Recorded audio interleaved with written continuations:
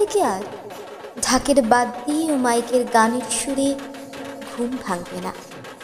কাল থেকে আর রাস্তার ভিড় ঠেলে ঠাকুর দেখতে যাওয়া থাকবে না। কাল থেকে আর রিক্সা বা টোটো চালক ভাইরা বাড়তি পয়সা চাইবে না। কাল থেকে আর কবে কোন নতুন জামা বা শাড়ি ভাঙা হবে তার প্ল্যানিং থাকবে না।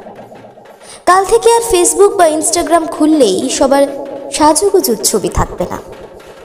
কাল থেকে আর মণ্ডপে বসে দেদার আড্ডা হাহা হিহি থাকবে না।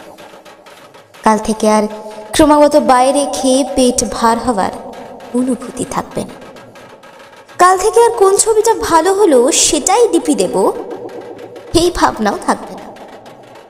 কারণ কাল থেকে আর পুজো থাকবে না।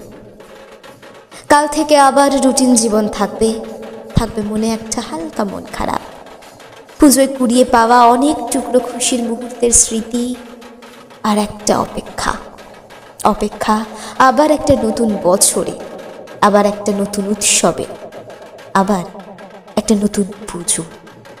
এভাবে বিষাদ আর অপেক্ষাকে জড়িয়েই প্রতি বছর বিজয়া দশমী আসে উৎসব শেষের ঘণ্টা বাজাতে।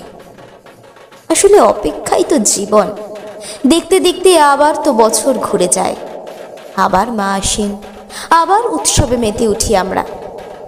বিজয়া দশমী তো শুধুই মাঝের একটা ফুল স্টপ। সকলকে বিজয়ার শুভেচ্ছা জানাই, বড়দের জানাই প্রণাম।